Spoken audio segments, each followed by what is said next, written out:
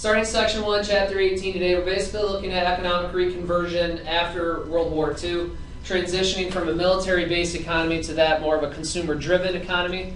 What you all have in your possession now are two things. Number one, the chapter notes, which nothing's changed from the norm. And then number two, the objectives. Now, here's where a lot of you started looking at that and you're like, whoa, got a lot going on there. However, you fill that out, you get to use that on the test. Okay? It's in your best interest to make those as detailed as possible. Everything's from the chapter. It does flow chronological order. Okay? You don't have to fill it out, but I don't want to hear grievances when you take that test and there's 3 or 4 objectives and you don't remember anything. We get to use this? As in, you fill that out using your notes, and when I say objective section of the test, bam, you pull that sheet out, transfer information. It's not required. I'm not going to collect it, but it honestly is in your best interest and would be, relatively uneducational to not fill it out, at least a few things. Okay? So that being said, we're not going to review those in class either. You have all the information, you have the exact prompts. It is your personal responsibility to make sure that they are filled out. Any questions? Wonderful, let's get rolling. Okay, what we're looking at here right now, like I said, is the economic boom. However, a few facts to start us out, it's not affecting everyone. Okay? We still have about 20% of our nation living in poverty, which is unacceptable, all of which is typically based within minority groups, Africans, Latinos, and things of that nature. Now, that being said, one of the major ideas we have here is exceptional progress, but you have to remember, not for all. Okay? That's unfortunate, but it is the progress of society, and that's just a natural reaction to a capitalist-based economy. There has to be an upper class, there has to be a middle class, and unfortunately there has to be an impoverished class. That's capitalism, though. Okay? We have a few positive things going on. The economy itself is marked by exceptional spending. Okay? Spending sprees. Morale is high. We just won a war. America is now 2-0 in world wars. Okay? America, rise to power. That being said, the government is also going to continue to stimulate with defense spending, with also public education and welfare programming.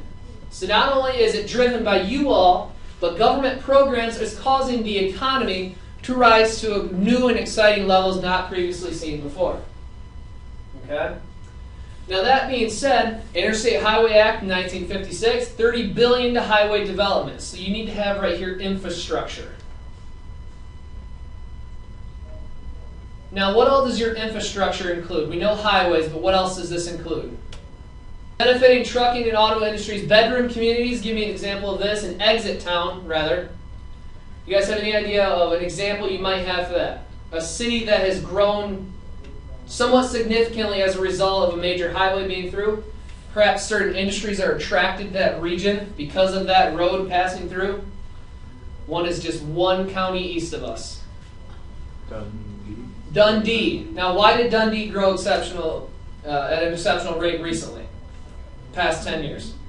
Cabela's. Now, why was Cabela's planted in Dundee? Because it's off a major highway. Because it's right next to 23 and a road that runs really between a few different major states of the area. Absolutely. Okay, so I want you guys to have down here Dundee and Cabela's. That's an example locally of how this Interstate Highway Act, US 23, running through the area. Locally speaking, Dundee is an example of an exit town or a bedroom community that is there to basically provide a refueling service, rest, recuperation, things along those lines. Okay. Booming continued government spending for service members in a variety of areas. What we're looking at here is the Federal Housing Administration. Does anyone know what type of loan their parents' mortgage is? You ever heard them talk about it, maybe? Yeah, I don't know. Okay, like for example, mine is a rural development loan. It's just structured differently. Most of your family's mortgages are probably called FHA loans. Oh, yeah. Which is that right there. Yeah. Okay, or when you get to the position where you want to purchase your own house, that's probably the loan structure that you all pursue. Possibly. Okay, another item that's familiar and should sound familiar, the GI Bill. technical schools and universities, as well as starting your own business. Okay? Incentive. You fought in the war. Here's the country giving back to you. Okay? Some people that have no idea what they would like to do for their future will go to the military knowing that they'll have X amount of dollars to assist them with higher education, technical schools, something along those lines. My family members, several of them, for example, have done that. They want to go to college, they're not sure. Instead of spending thousands upon thousands of dollars for a degree that they don't even know if they want yet, they pursued the military first. Okay? Ooh. Come on. Vitality of the economy, remarkable. Now that means the strength and the rate at which it's growing is what we have there. Production of goods and services doubled as we engage in consumerism. Now what does that mean? Consumerism. Like buying. Buying a lot of stuff, but what kind of stuff are we buying? Luxuries, like luxury items. Very good. It's basically, when you look at consumerism, it's that want versus need. Okay? A lot of your friends, maybe your family as well, will tell you as you're going out shopping, do you really need this or do you just want it? Things that you need: shelter, clothing, food, the necessities to sustain life, things that you want, giant TVs, the best and fastest car, Xboxes, video games, etc., etc. Okay? Many people argue, I need video games. You don't need a video game to live. You want it to be happy. That's the major difference there. And that's what we really have going on. Now, unemployment and inflation rates are staying below 5%. Anyone familiar with what our rates are now? Like 9.5 for unemployment, correct? Isn't it like a 9? Actually, 7.7. Okay, so write that down. That's as of this morning. Anyone know inflation rate? Okay, 2%. Now that being said, you hear all of these negative things about the economy now. Granted, 7.7% unemployment rate is higher than 5%. Okay? But it's not to that 10% threshold, or even worse, going into like the Great Depression where you're in the teens and even the 20s. Okay? However, one thing you guys also have to remember, unemployment rates do not include those who have just given up looking for work, which is the response that a lot of people are saying. You know, your unemployment rate is falling. Yeah, we agree. But that's because, this whole section of the room just gave up looking for a job. Okay? Why don't they count those people? I don't understand. Because that they're not would skew the numbers though. They're not willing laborers attempting to enter the labor force. But then that makes everything look better than it actually is though. Correct. That's the problem. You see what I mean though? Yeah. That's the problem with that statistic as a whole. You can analyze unemployment rate, but say for example, male, female, you get married, and whomever your spouse is really wealthy and entrenched in doing what they're doing as an engineer, doctor, whatever. You don't have to work. Well, if you have removed yourself from that labor force, you are no longer participating in the job search. Thus, you are not unemployed. Does that make sense? You're choosing not to work. That's the major difference there. Now, for the unemployment inflation, staying below 5%, that's each one individually, right? Each one individually is below 5%. Okay, which are markers that your economy is strong and expanding, or at least staying, at least stagnant at an elevated level, which is what you want as an economist, what you want as a country. Okay. Now, that being said, one final item before we transition to the next slide here: gross national product. What is that? Anyone familiar? It helps show how your economy's doing. It's an indicator of your economy's strength. Now that being said, so we'll label it as GNP. Anyone know the difference between GNP and GDP? GDP. Because you probably have heard of that one more. Yeah, it's gross domestic product. Gross domestic product versus gross national product. Now does anyone know, like I said, the difference though? Domestic is within us. Within what? Within America. Within the continental United States, to include states that are actually within the Union, absolutely. So GDP, domestically speaking, the state's economy is the federal economy in the country. Now what's the difference between national product? The whole country as a whole. The world. It includes U.S. businesses engaged economically overseas. So it's whoever we're engaged with. Absolutely. Okay, that's something you might want to write down. Domestic, within our boundaries. Within the states themselves, the union itself. National product includes investments overseas. Either your company is operating in another country, for example, like my microphone being made overseas. Nike, many of your clothing companies have businesses overseas producing. Okay, that would be included. Not just the purchasing of, that sweatshirt at Dick's Sporting Goods or MC Sports or whatever. Excellent. Okay, now, we must transition. We know the economy is doing well, with the exception of that 20%. How do we transition from a defense-organized and emphasized economy to a consumer-based one? An icon of this is the changing of Truman's paperweight. Okay, from that modeled after a gun to modeled after a plow. We're going from defense back to industry and agriculture, which is an important idea for our economy. And that being said, the government is going to go ahead and try to make sure that inflation stays low, because if inflationary rates are high, prices also rise and people tend to struggle. We're going to go ahead and create, during the war, the Office of Price Administration, OPA. OPA will solve your problems. Okay, it's a positive. However, we don't really need it. Okay, the body of government is there. It's existing and at least statistically analyzing your economy, yet it's not needed. Okay, because of that consumerism, as well as defense spending. With that being said, like I said here, with consumerism, the Cold War, obviously we're in an arms race against who? Soviet Union. The Soviet Union. Very good. Okay, you got to remember that Russia doesn't exist. It's the Soviet Union. Union of Soviet Socialist Republics is what that means, if you ever want to know. Union of Soviet Socialist Republics, USSR. Okay? That being said, as long as we are engaged in the Cold War with them, we need more destroyers, we need better weapons delivery systems, we need better weapons as a whole, more devastational, such as the hydrogen bomb. Okay? Transitioning from just a purely nuclear warhead, uranium or plutonium fuel, to a hydrogen-based one. Which, if you ever watched the test video on that, whoa, good thing we didn't drop that one. Okay? That being said, all of these positives, we want to keep this going. So we're going to go ahead and create a basic model of the credit card. Now, unfortunately, with this, there's that phenomenon called purchasing on margin. Okay?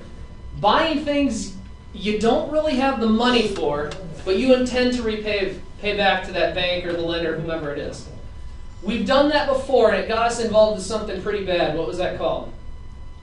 The Great Depression. The Great Depression, very good. One of the major causes of that was purchasing with credit. Okay, the Great Depression. And buying on margin. But you have to remember, though, banks weren't as restricting. They didn't really analyze what exactly your intent was or how you're going to pay back. For example, Mr. Schlitt might have applied for a $100,000 loan to start his business, and he's been employed with wherever he works for a week. Okay. How do we know he's not going to get fired on Tuesday? We don't know that, but we trust him. That was the problem before. Now we need history of employment. We need, a business model. For example, if you're trying to start a business, how are you going to actually repay us? I'm not going to give you $100,000 without some kind of plan there. Okay? And remember, of all things, when you ride alone, you ride with Hitler.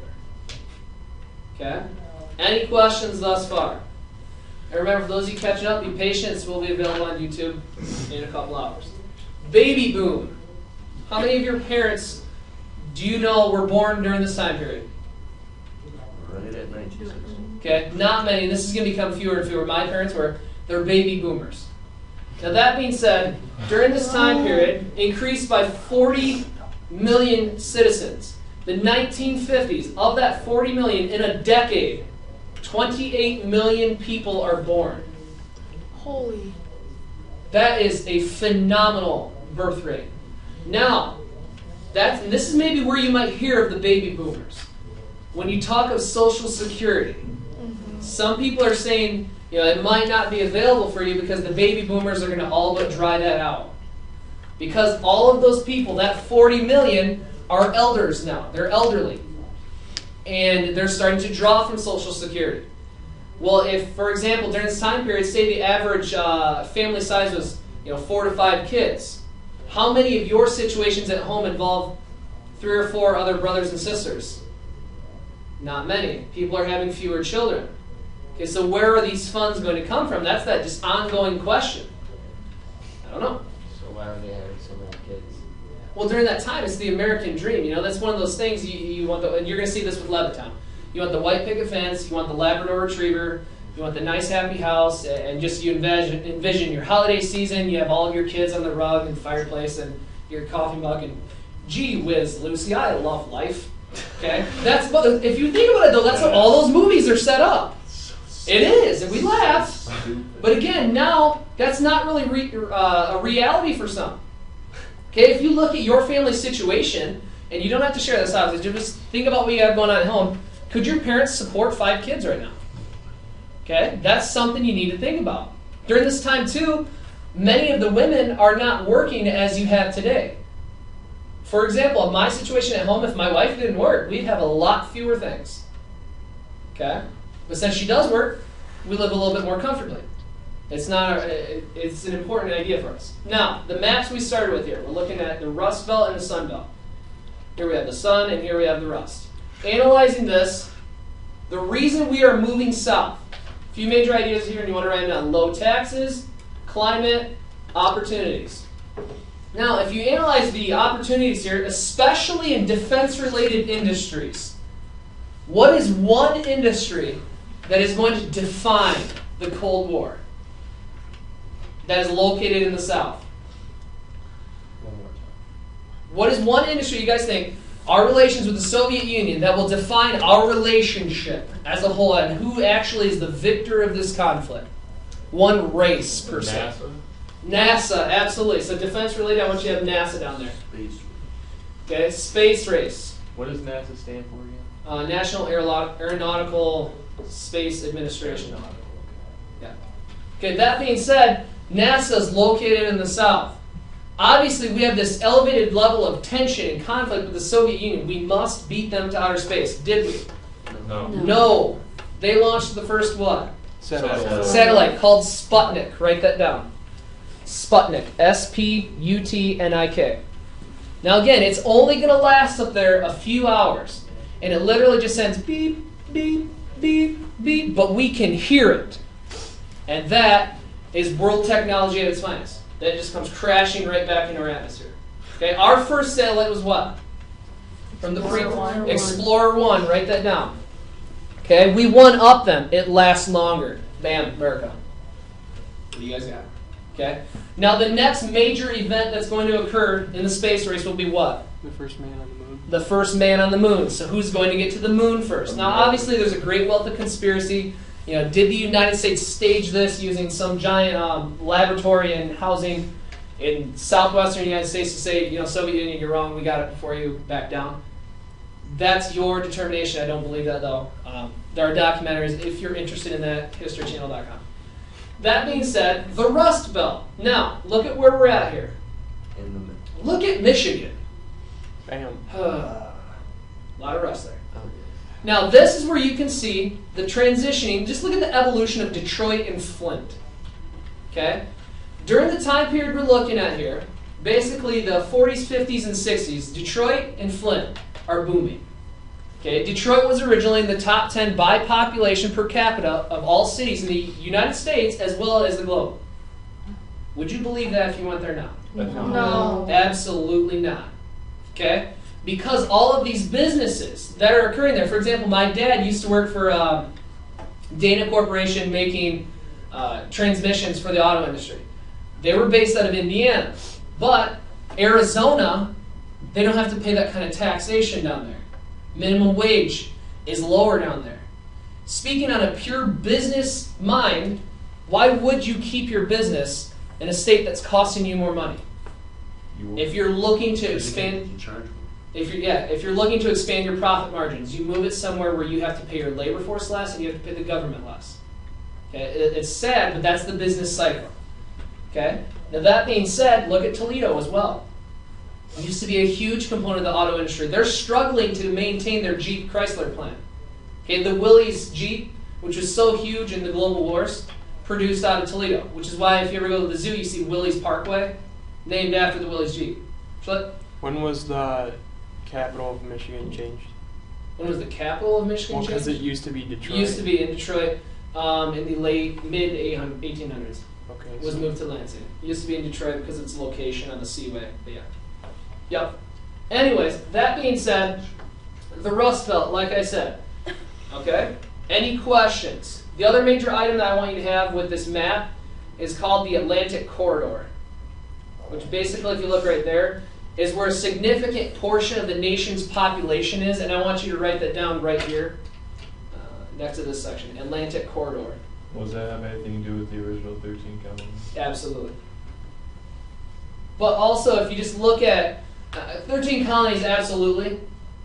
But if you also just look at its access to the sea, at our major trading partners at the time, being Europe. Britain. What? I was just adding. Any questions? Now, many of you were also asking, when did this massive population movement from the Southerners, the African American Southerners, to the Northerners happen? Right here. Okay, immediately after the war. They're moving north for jobs. Now, unfortunately with this, when you have this population explosion, say you have only, you have 10 job openings and 50 applicants, you stand a greater percentage of receiving said job than after this. Now, instead of 50 applicants, there are 500. Okay, who's that going to benefit? Fixed amount of jobs, hundreds of applicants. Business owners. Business owners, absolutely. Okay, you, the hardworking person who's lived in the North all of those years, are now going to struggle. So where are you going to move? South. You're going to move to the Southwest specifically. Okay, another thing to consider. How many of you have ever been to the Southwest, Arizona, New Mexico? What's the climate like? Ooh, very hot. Yeah. Could you survive down there, realistically speaking, given your lifestyle now, without air conditioning? No. No. Okay. There's no way. Your personal lifestyle without air conditioning? No. Many people would be like, yeah, I have no interest in that. That's another item here that I want you to have next to where it says climate up here. Add in air conditioning, AC. One of the sole technological elements that's going to found the Southwest. Okay? How many of you struggle at home, when your folks say you can't turn on the AC until it's 95 out? Yeah, it makes you cranky, you're like, oh no. Okay? Yeah, your life is down. That's what I do. Same for you, but you live there all year. Now, this, like I said in the pretest, is one of my most favorite sections of this chapter. Levitt towns. The systematic approach to suburbanization. Suburbanization meaning, what does that mean? Like suburbs being formed. Yeah. Suburbs being formation being a process of the suburbs, people moving out of the cities. Okay, whereas beforehand, during the wars and pre-war, we had urbanization, quite the opposite. With that being said, William Levitt mass-produced low-priced family homes. The economy's booming. You've had this dream. Maybe you're living with your folks at the time, you just graduated high school, you want your own house. Let's do this. Purchase a house. Okay, massive construction project, low interest rates, what type of mortgage? This administration was created. No, the the FD. Federal Housing Administration. FHA, okay? Make sure you have that down there, because that's almost all of the mortgages that are going to be handed out during this time period. Unfortunately, not made available to black Americans. With that being said, we have all of this progress, all this positivity just presented to you. Here's your house, American dream, picket fence. So you're going to see you can choose the trees you want, and it's going to be the greatest thing ever. But if you're black, you're not allowed. Progress ends. Okay? Women were allowed? It's family homes. Okay. but- Family homes, yeah. Yeah, no, but what? Not single or domestic partnerships, if that's the route you're going. Okay, that being said, racially segregated. Pros here, we have some pros here, pros and cons. Advocates claim it represents the American dream.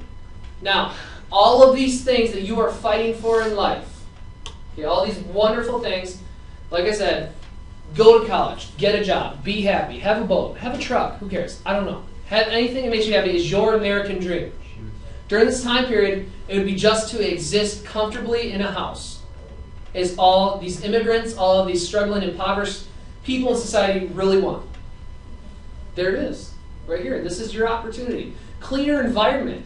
Look at, like I said, if you've ever been to major cities, for example, I work with NASCAR in Fontana, California. They have smog warnings where they don't recommend that you go outside because of pollution. Oh, yeah. Okay, that's intense to me. I'm looking at, like, they have this beautiful mountainside at that track there. You can only, and locals say you can see it about 15, 20 days a year. That's cool. What? You know what I mean? We don't have that pollution issue that California's, Southern California specifically has. But during this time period, you don't want to be involved in that at all. Less crime. Okay, look at, again, you're traveling to Comerica Park. Looking at a most recent example. How many of those buildings look like you just want to buy that and start a business? About 5%. Yeah, less than 10%. Graffiti, broken windows, you know, things that you don't really identify as a positive and safe environment. Here's your opportunity. Get out of there.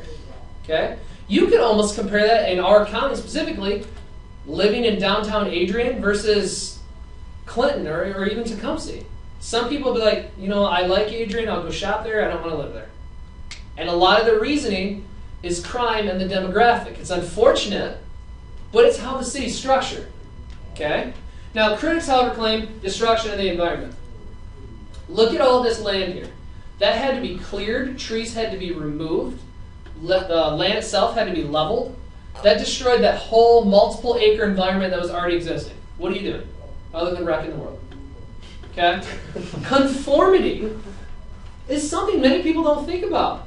You are leaving a culturally diverse urban center to have a cookie-cutter lifestyle that everyone else around you does. For example, in Tecumseh, I'm not sure the exact street, there's a street on the southern portion of the city where almost every house on that road looks the exact same. Yeah. Yeah. I know what you're talking about. It's literally like, it's this almost the same exact square footage. There's 2 windows on the bottom, one up front, It's like mall. and you have a one-car garage. That's exactly what you have here. Do you want to be unique, or do you just want to have a house? Just have a house. Well, that's the decision many people are making. That's why they'll go to these. It's cheap. Okay, live your dream. Then you're looking around, and how many of you have ever seen the movie Pleasantville? Never heard Where of it. everyone is the same. It starts black and white and it ends in color as people, you know, find themselves. But it's all, you know, it's America. We all have a dog. We all, you know, go to the same school. We all go to the same church. We all shop at the same grocer. It's just, you know, life is great and it's black and white. Do you want to be part of that? No. Is the thing that you have to ask yourself. Economic and cultural qualities of urban areas, like I said, it disposes of all. Any questions before we start the film? Like I said, I want you guys to pay attention to, you know, and know that this is a documentary-based advertisement. It's going to be corny. You're going to be like, oh my God, are you kidding me? Like the children's books, Dick and Jane, Oh, yeah. like See Spot Run. Like it's just stuff like, okay, moving on. No, they're going to go with that. Okay? Like I said, try to keep laughter down to a dull roar. This is awesome, though.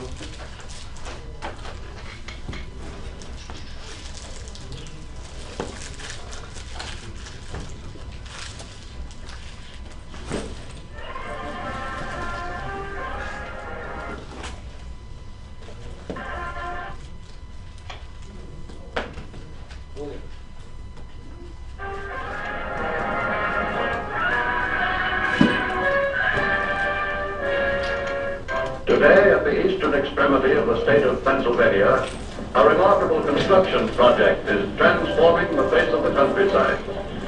The area below will, within the next 2 years, be the 10th largest city in the state of Pennsylvania. A busy community of 70,000 people living in a city which was completely planned before the first house was built. Today, almost 1/5 of Levittown, Pennsylvania is already completed and occupied. 3,600 families You are look now how making their homes almost in the new everything's city. the same. Levittown is 65 miles from New York City. It lies just west of the Delaware River, 25 miles northeast of Philadelphia. Relatively good The new location. city, If which you want to is go to the today city. springing to life on the banks of the Delaware, was planned by the Levitt brothers, who also built Levittown, Long Island. The younger brother, Alfred Levitt, is the architect. responsible for the overall planning of the new community. When my family began to conceive the city of Levittown in Bucks County, Pennsylvania, we made up our minds not to duplicate one basic error that we find in all the other cities, namely that the individual occupant is lost in its bigness. How we went about it was to plan small sections of the land, put a circumferential drive around it, give it a name that followed some plant like Magnolia Hill, where mass plantings of magnolias would positively identify a pride in the occupants of Magnolia Hill. Adrian Maples. The people Same who idea. went to Magnolia Hill would co-share a school and a swimming pool and a ballpark. They'll be encouraged to have a ball club that will compete for medals and many other clubs. In this way, we hope that the individual will not be the occupant of a big city, Levittown, but rather an individual well known to his neighbors in Magnolia Hill. The building of a house in one day is shown during the This next is remarkable, 45 too. seconds by stop-motion photography. One day they built these houses. Granted, this is a very basic model. It wouldn't have your luxurious amenities that you have at home.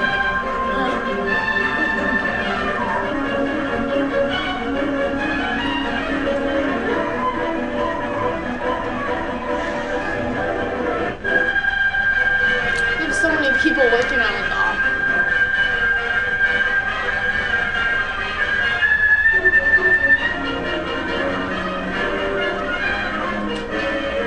Probably sold before it was finished. These are the 36 men who built this house. Another day, another 40 houses.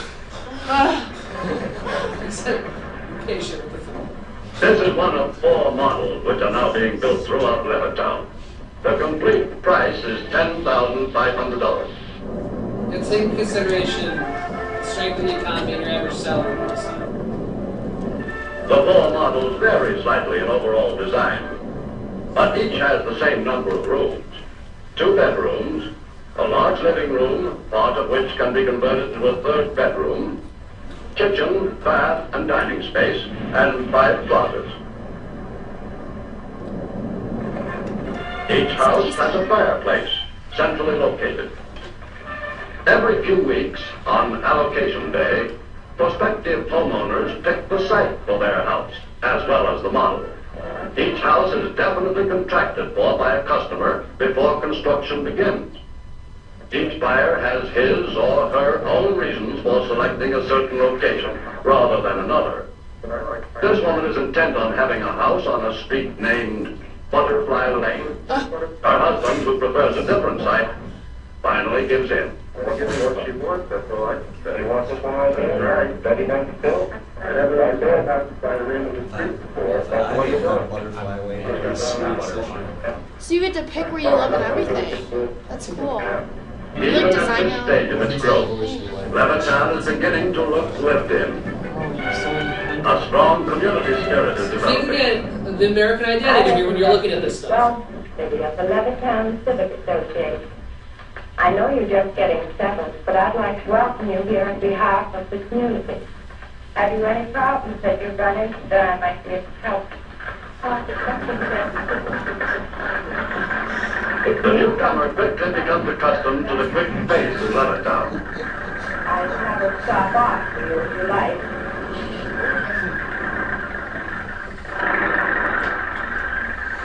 Oh, we're always doing things like that around here. It goes on all the time.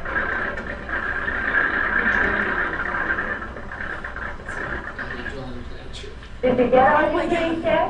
This is the first one.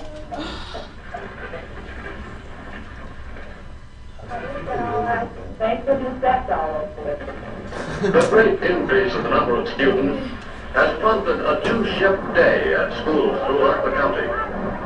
All the schools in this corner of eastern Pennsylvania are overcrowded, and new students are arriving each day. Here, Mrs. Theodore Jack brings her daughter Susan to Worcester School for her first day of class since the family moved to Levittown from Philadelphia.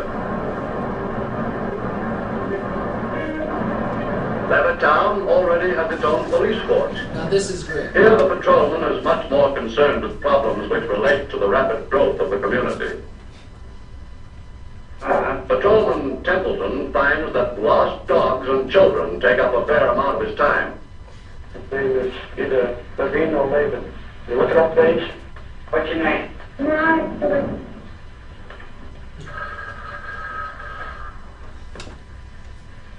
have a Levine, 1178 Shepherd Lane. Oh, we'll try it. That's what it does, we let us down.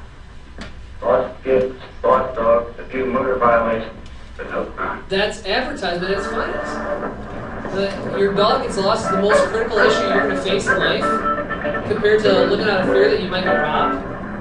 It's something to consider. No child ever remains lost in Levittown for very long.